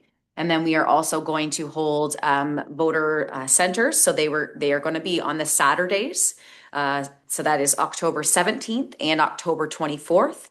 We are going to have them at one location in West Lorne at the community complex. And we are also going to hold another location here in Broadney in this room. And there will be a couple staff on site. So if somebody's not comfortable with doing the online telephone voting themselves or may not have access to internet, they can come in. Both are wheelchair accessible to allow anybody to come in, or they just simply want that feeling of going to an in-person voting center. They are welcome to come in, and our staff will be there to assist them. And we'll have either a tablet or a touch screen set up for them so that they can cast their vote on one of those days. So again, this is just put out for council's information only, but did any members of council have any questions or concerns? Deputy Mayor Tellier. Through the chair, thanks so much for this report, Terry. So detailed and the policy. So I meant to say, I just had a question under 4.4. So a voting station, obviously under that, will be set up at BD Manor. Mm-hmm. But I'm just wondering if you're going to do it like election day or leading up to, or how does that look? So it's actually right now it's still in the legislation. I was in some elections training all day yesterday, and that was something that was actually brought up by one of the clerks to submit possibly a request to do them as advance voting, because right now it is in legislation that it must be on election day. So what I understand has happened in the past is that there'll be a bylaw passed for reduced voting hours. Say it would be from like 10 a.m. to 12 p.m. or something along those lines, hypothetically, that one or two staff member would be present and they would go to the home to ensure that all those residents are able to cast their vote as well. Great. Thank you for the information. You're welcome. Further questions, anyone? Seeing none. Recommendation, please. The recommendation is that West Elgin Council hereby receives the 2026 Municipal Election Accessibility Policy as presented by Terry Toshchuk, Manager of Community Services, Clerk, for information purposes only. Move it, please. Councillor Sousa, seconded. Councillor Statham, all in favour? That's carried. Okay, so we go to 7.3.2, 2026 first quarter report, community services. Madam Clerk, it's over to you again. Thank you, Mr. Mayor. So I'm not sure mine's nearly as exciting as Dave's first quarter, but just to go through a few of the highlights from community services.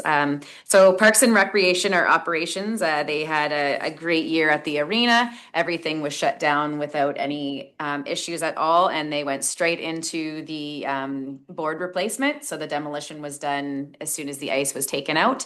I've been in there. It looks very different without boards or anything in there. But the team is working along with the company who's doing the board installations, and they've been in there, they've done some measurements, and we're just waiting for the actual boards then to arrive throughout the kind of late spring, early summer. So as far as I've been told, everything is on track for the original deadlines.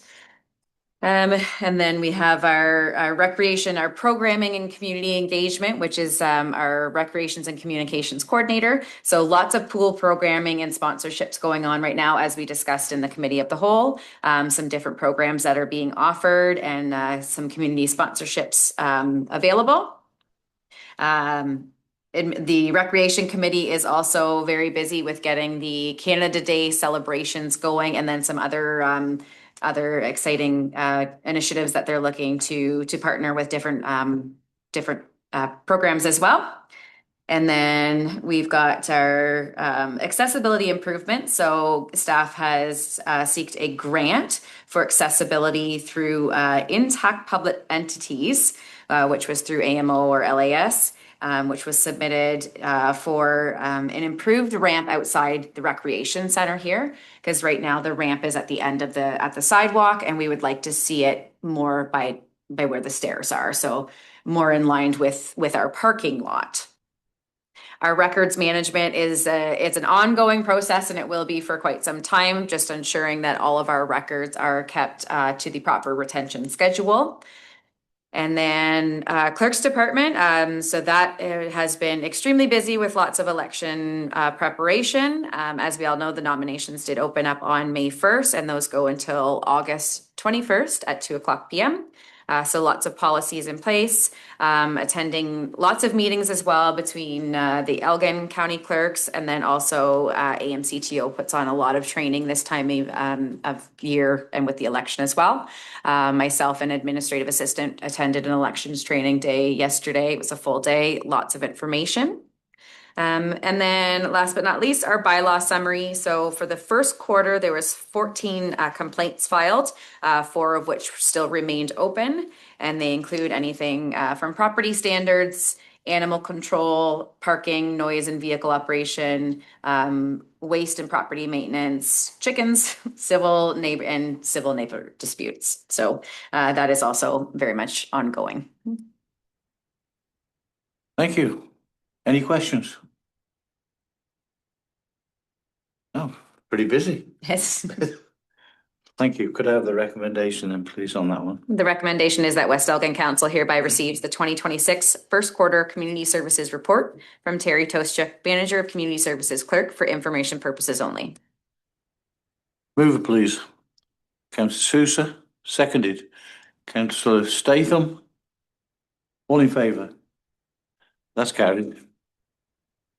So we go to 7.3.3, Roots and Revival, request for municipal support. Thank you, Mr. Mayor. Through the chair to council. So this is just a follow-up from a delegation that we did receive from the Roots and Revival Committee, just asking for some municipal partnership.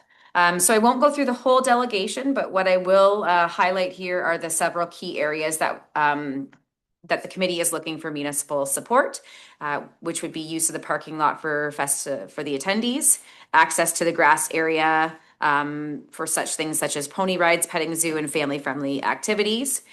Increase cleaning and maintenance of the public washrooms, so that would be reserved for accessible washroom facilities, and portable washrooms would be on site for general public use. Provisions of extra garbage cans and dumpster to help with the waste, and additional picnic tables to accommodate visitors. So with this, I am just looking for council's direction. At the time of the delegation, there was no direction provided to move forward. So I'm just bringing this back to seek council's approval to move forward and work with the committee to ensure that we can hopefully meet all these expectations together. This is a great thing for West Elgin. Absolutely. And it's proved itself twice already, and always really successful. So I go along with it 100%. Anyone else?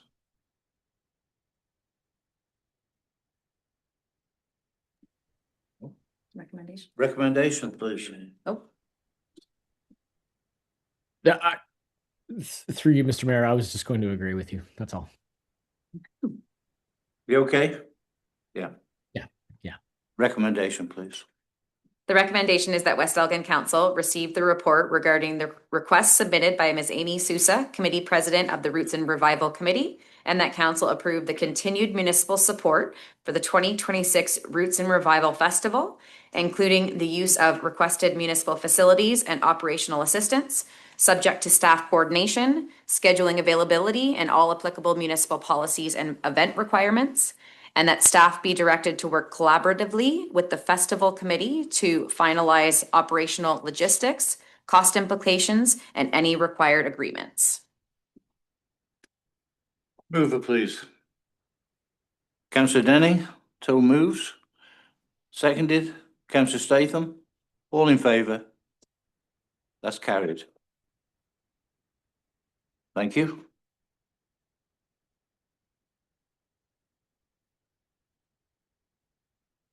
Okay, so we go to 7.3.4. Municipal partnership with West Lawn Girls Hockey Association. Thank you, Mr. Mayor. So this was a request that I received this week, but it is very time sensitive as the registration does open tomorrow for West Lorne Girls Hockey. So because the association is not a registered charity, they do just need they need the partnership. It's something that we are familiar with. We've received other requests recently. So this is just asking council's support to proceed with having that municipal partnership so we can receive any grant funds that they are successful with, and then we would distribute accordingly. Okay. Who's on? Deputy Mayor. Deputy Mayor Tellier. Thank you. And through the chair, this is a no-brainer. 100% I'd make a motion to support this. This is great. Anyone else? Comments? It's going to speak for itself, isn't it? I'll read the recommendation. Yes, please. The recommendation is that West Elgin Council hereby receives the report from Terry Toshuk, Manager of Community Services Clerk, regarding a municipal partnership with the West Lorne Girls Hockey Association, and that the West Elgin Council approves a partnership between the municipality of West Elgin and the West Lorne Girls Hockey Association, whereby the municipality will receive and direct the funding of successful grants and donations. So we had Deputy Mayor. Mover, Tellier. Deputy Mayor Tellier. Seconded. Councillor Sousa. All in favour? That's carried. Board or committee of council reports or updates. This is just opportunity for any members of council to provide any updates from any local boards or committees that they do sit on.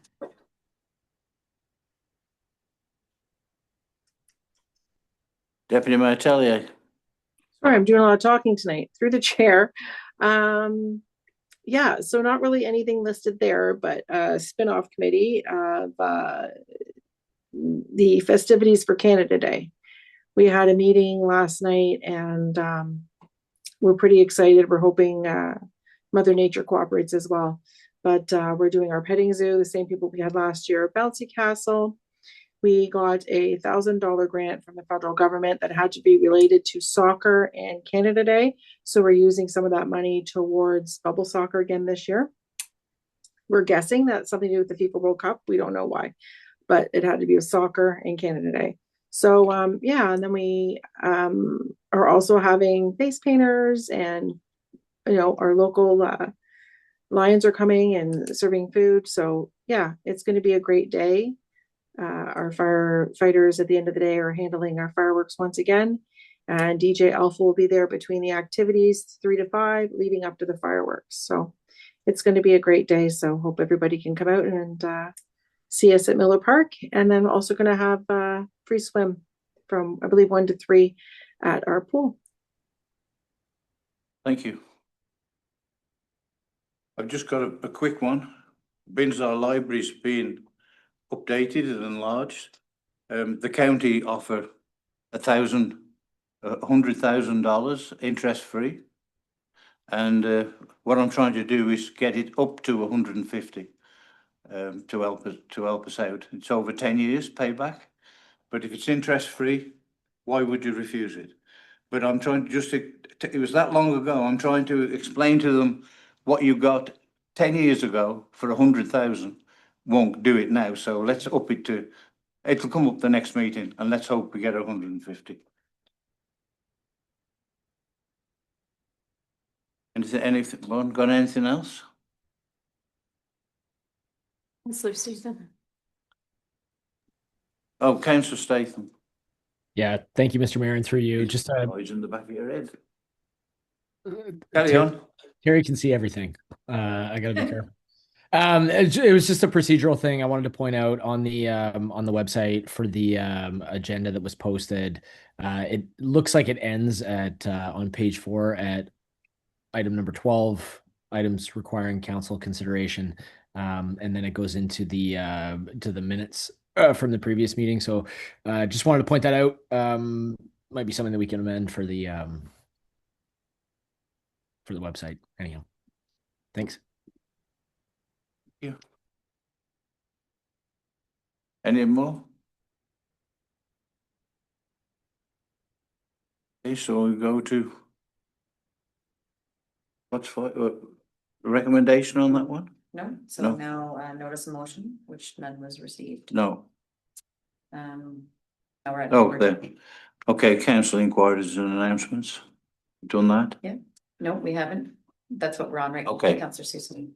Sorry, through you, Mr. Mayor, I just want to congrats and say thank you to Optimist Club for hosting the 13th Mother's Day Roadways. I ran it. I almost had a heart attack. It was a struggle for me. I couldn't do the 5K, but I finished. It was a great race. A lot of people, the turnout was great. A lot of people showed up, and it was a great event for the community. Thank you. Anything further? Yes, Deputy Mayor. Delia. Thank you. And through the chair, I just thought we should do a formal introduction within council for our new treasurer.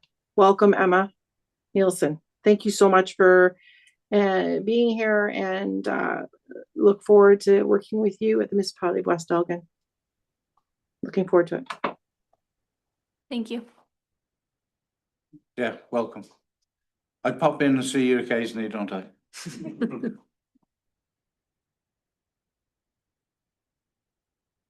Yes.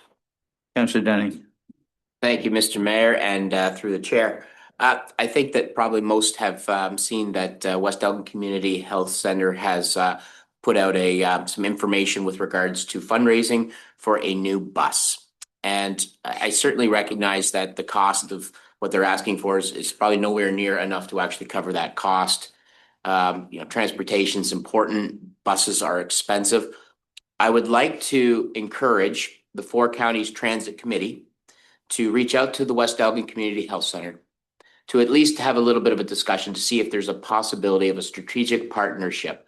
To me, it seems very, very unnecessary to have 2 buses if we could have one and do a shared service sort of arrangement. So not saying it could work. I'm sure there's a lot of mechanics to it, but if there was some way that we could find that synergy, I would encourage our transit committee to take a look at that.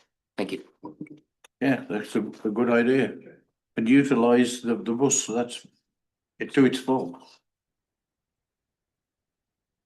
Thank you. Further questions? Anything? No.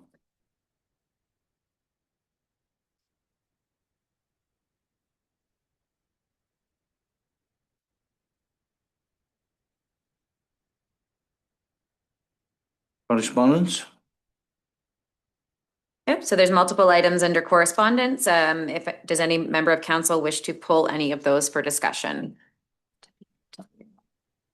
Yes, Deputy Mayor, Delia. Yeah, I was hoping through the chair we could pull 11.3, the Western Ontario Wardens Caucus support for Finley's Law on emergency room reform. So, yeah, we will pull that item and we will speak to it next under item 12, items requiring council consideration. Okay, So if there's no other items to be pulled, the recommendation is that West Elgin Council hereby receive and file all correspondence not otherwise dealt with. move it, please. Councillor Denning, seconded. Councillor Statham. All in favour? That's carried. So now Deputy Mayor Tellier, you would like to speak to the item of Western Ontario Wardens Caucus support of Finley's Law on emergency room reform. Yes, and thank you through the chair. So as our clerk said, Ontario Wardens Caucus has this letter out. I don't know if anybody has a bit of some short background on it, but Finley Vanderwerken was 16 years old, not feeling well, taken by his parents to the hospital, Oakville Hospital, on February 7th, 2025. He had an 8-hour wait. Within that time frame in the emergency room waiting area, he became quiet, lethargic. Parents made officials aware there, hospital staff aware. They finally brought him back. He was intubated, sent to sick kids, and passed away. So I really, really think that an 8-hour wait for someone that sick or anybody needs to be looked at. Our healthcare system, in my opinion, and everyone else's opinion, it seems, is falling apart in Ontario. Our former Prime Minister even brought aside our Premier as well as the Premier of Alberta before he, one of his last duties in Canada. As you know, under Healthcare Act, our Prime Ministers can't dictate what's done with the healthcare dollars from the federal level. But he had a little chat with Mr. Ford to say that something needs to be done. So we really, really need to look at wait times, triaging, what this looks like. And this letter speaks and says to it all. So I'd like to support this letter and move forward with looking at Finley's Law.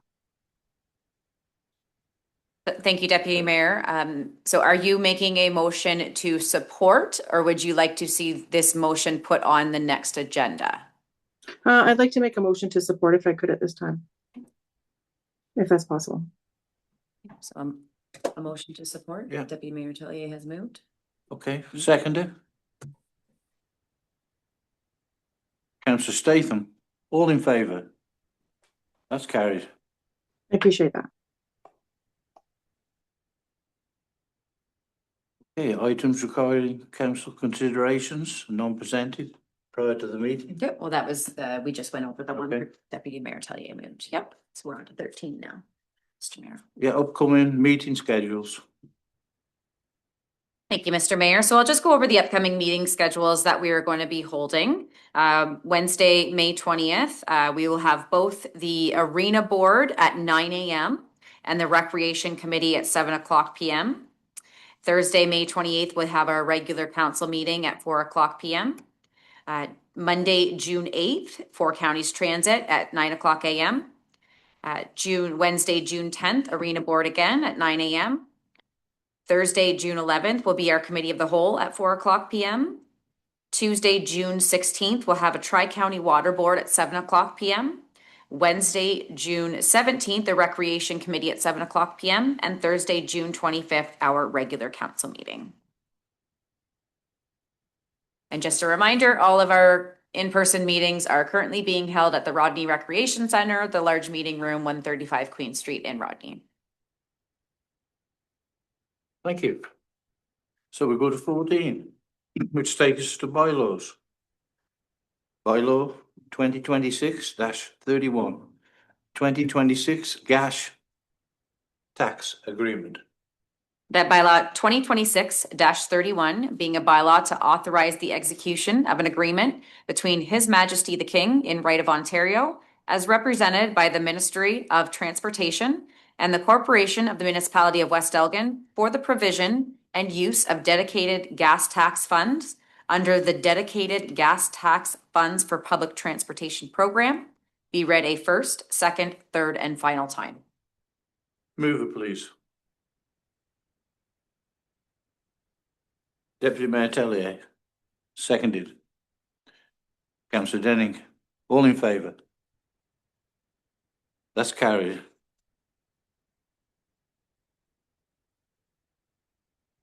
No. Councillor Statham, were you in favor or opposed? You're on mute. You're on So- mute, right? Yes, in favor. My apologies. Okay, Thank you. thank you. Okay, that takes us to the confirming bylaw. That bylaw 2026-32 being a bylaw to confirm the proceeding of the regular meeting of council held on May 14th, 2026 be read a first, second, third, and final time.